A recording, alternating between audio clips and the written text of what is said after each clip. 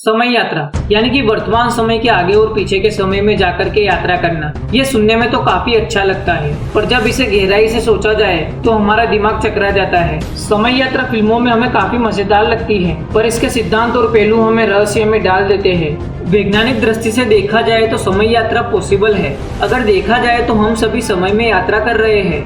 हम सभी भूतकाल से निकलकर वर्तमान में होते हुए लगातार भविष्य की ओर बढ़ते चले जा रहे हैं, और हमारी समय में यात्रा की दर 1 घंटे प्रति घंटे की दर से है। यानी कि हमें भविष्य में 1 घंटा आगे जाने के लिए 1 घंटे का ही समय अंतराल लगेगा। लेकिन क्या समय यात्रा की दर को 1 घंटे प्रति घंटे की दर से भी ज्यादा तेज किया जा सकता है? तो क्या हम छोटे से समय अंतराल में ही भविष्य में आगे जा सकते हैं? जवाब है हाँ, हम छोटे से समय अंतराल में हजारों साल का सफर तय कर सकते हैं। जब अल्बर्ट आइंस्टाइन ने थियरी ऑफ रिलेटिविटी यानी कि सापेक्षतावाद के सिद्धांत को प्रकाशित किया, तो उसी सिद्धांत के आधार पर टाइम ट्रैवल की कल्पना की जाने लगी। आइंस्टाइन के थियरी ऑफ रिलेटिविटी सिद्धांत के प्रकाशित होने से पहले लोगों में केवल एक ही अवधारणा थी कि ब्रह्मांड में समय की गति हर जगह वही है जो पृथ्वी पर होती है।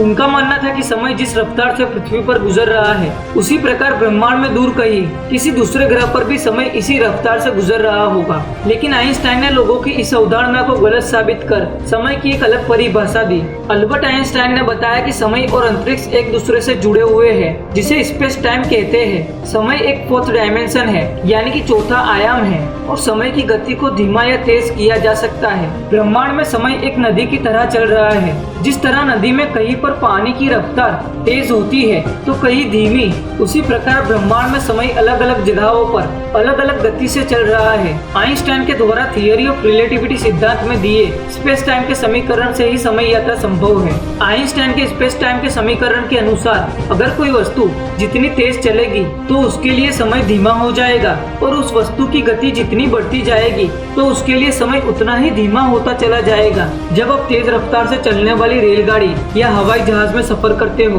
तो आपके लिए समय बाहरी दुनिया की अपेक्षा धीमा हो जाएगा, और जब आप अपनी यात्रा के बाद उस ट्रेन या हवाई जहाज से बाहर निकलोगे तो आप भविष्य में पहुंच चुके होगे। हालांकि इतनी कम रफ्तार से चलने की वजह से आप भविष्य में 1 सेकंड के करोड़वें हिस्से जितना ही आगे पहुंच पाओगे। समय का ये अंतराल बहुत ही मामूली है। समय के इस अंतराल को महसूस करने के लिए आपकी रफ्तार प्रकाश की रफ्तार के बराबर या 95% तक होनी चाहिए। बिग बैंग सिद्धांत और ब्लैक होल जैसी अवधारणाओं को समझने वाले स्टीफन हॉकिंग ने टाइम ट्रैवल के लिए एक ऐसे रेलवे ट्रैक की कल्पना की जो पृथ्वी के चारों ओर बना हो, और उस ट्रैक पर चलने वाली ट्रेन की स्पीड प्रकाश की गति के बराबर हो। जब वो ट्रेन पृथ्वी के चारों ओर बने ट्रैक पर प्रकाश की गति से चलेगी तो ट्रेन में बैठे यात्रियों के लिए समय धीमा हो जाएगा, इतना धीमा कि उनकी तुलना में पृथ्वी पर गुजरता हुआ जीवन इतना तेजी से नजर आएगा कि ट्रेन के पल यहाँ के महीनों में बदल जाएंगे। हालांकि ट्रेन में बैठे यात्रियों को ट्रेन के अंदर का समय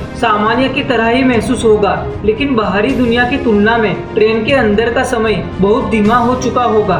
जब ट्रेन में बैठे यात्रियों के हिसाब से ट्रेन 1 हफ्ते के बाद रुकेगी तो यात्रियों के 1 हफ्ते के सफर में पृथ्वी पर 65 साल गुजर चुके होंगे, और वो यात्री खुद को भविष्य में पाएंगे, और उन यात्रियों के लड़के उनसे भी ज्यादा बूढ़े हो चुके होंगे। आइंस्टाइन के स्पेस टाइम के समीकरण के अनुसार केवल भविष्य में ही समय यात्रा संभव है, यानी एक बार हम भविष्य में पहुंच गए तो पीछे वापस नहीं आ सकते, मतलब one way ticket to future. अब यहाँ पर एक सवाल सामने आता है कि क्या प्रकाश की गति से चलने वाली ट्रेन बना पाना संभव है? हमारी मौजूदा तकनीकी के हिसाब से जवाब शायद निराशाजनक हो सकता है। अभी ऐसी ट्रेन बनाना संभव नहीं है, क्योंकि आइंस्टाइन की थियरी ऑफ रिलेटिविटी के अनुसार अगर किसी वस्तु की स्पीड बढ़ती जाएगी तो उसका द्रव्यमान भी बढ़ता जाएगा। मान लीजिए कि हमने ऐसी ट्रेन बना भी ली जो प्रकाश की गति से चल सकती है। जब ये ट्रेन प्रकाश की गति से चलेगी तो इसका द्रव्यमान अनंत हो जाएगा, और आइंस्टाइन के द्वारा दिए गए समीकरण E=mc² से अनंत द्रव्यमान वाली ट्रेन को चलाने के लिए अनंत ऊर्जा की भी जरूरत पड़ेगी।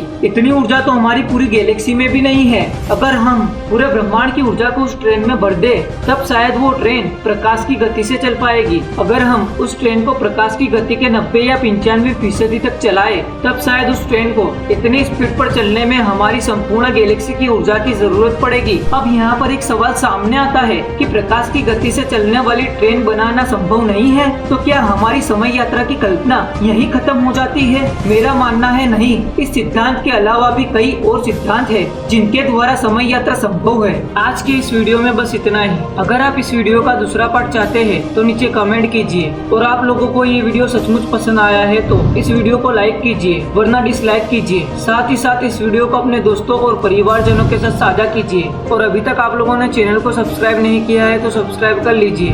अगली वीडियो आने तक धन्यवाद।